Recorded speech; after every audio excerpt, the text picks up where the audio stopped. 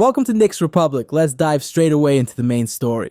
The Knicks played their crosstown rivals, the Brooklyn Nets, on Friday night. This was part of the group play stage for the NBA Cup. I actually was able to attend this game, and it was kind of a weird range of emotions throughout the night for myself.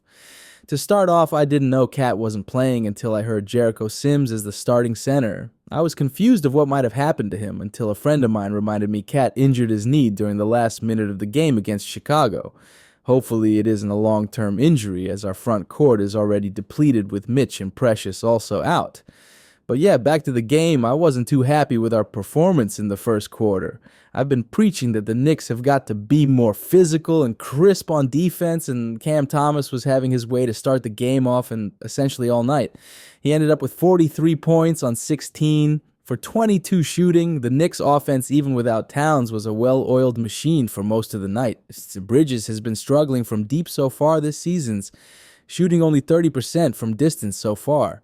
But he went 4 for 7 from 3 tonight, which included 22 points, 4 assists, and 5 rebounds on the night. OG came out of the gate strong and was looking to attack early and go after any mismatches he had tonight. He didn't shoot well from beyond the arc tonight, but he had a really impactful game. I'm really enjoying watching OG on offense. Whenever a smaller player guards him, he's been more physical and aggressively backing down his opponents. His drop step is impressive, and he seems to be getting comfortable when to look for his shots within the rhythm of the offense. Besides Cam Thomas, most of the Nets were struggling from the floor, and the Knicks' defense, anchored by an impressive performance by Ariel Hukporti, improved. By the end of the third quarter, the Knicks built an 18-point lead. I swear to you, even though we were playing the Nets, I still felt uneasy with the lead we built up. And unfortunately, my suspicion of the Knicks being unable to comfortably hold on to the lead came true. In a span of just 2 minutes and 30 seconds of game time, the Knicks' lead went from 104-88 to 104-98. The Knicks' offense and defense absolutely collapsed in the fourth quarter.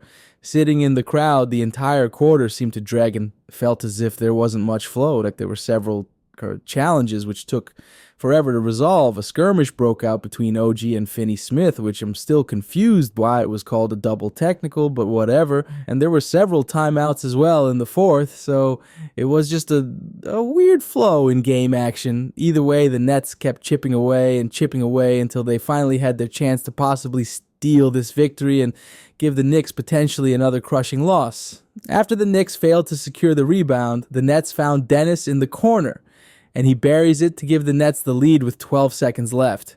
We all know who the Knicks were going to next, as it was time for Captain Clutch to try and bring us home.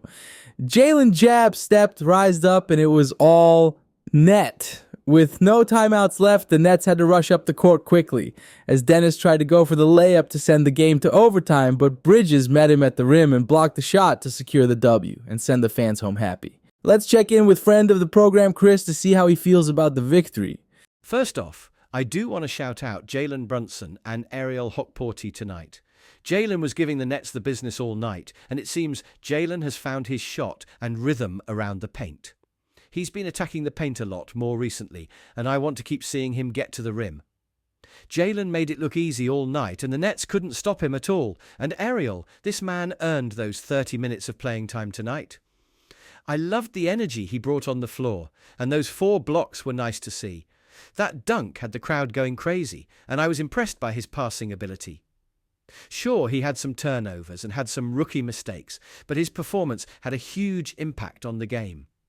Look, we can't keep waiting for Mitch to come back and hope he becomes our interior defense savior. We need to try and develop and really try to see what Ariel can potentially bring for us. We clearly have a need for interior defense and blocking, and while Sims hasn't necessarily been playing bad as the backup for Towns, it's not like Sims doesn't stand out either.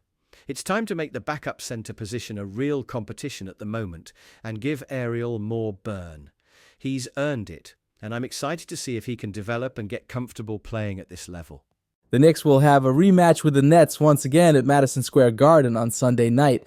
Towns and McBride were listed as day-to-day. McBride didn't play tonight either due to an illness, by the way. Hopefully they can both return on Sunday. And before we sign off, another shout out to Josh Hart.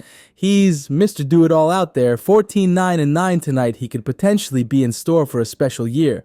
And with that said, thanks for watching Knicks Republic. If you enjoyed the video, you already know what to do, and I'll see you next time for some more Knicks news and updates.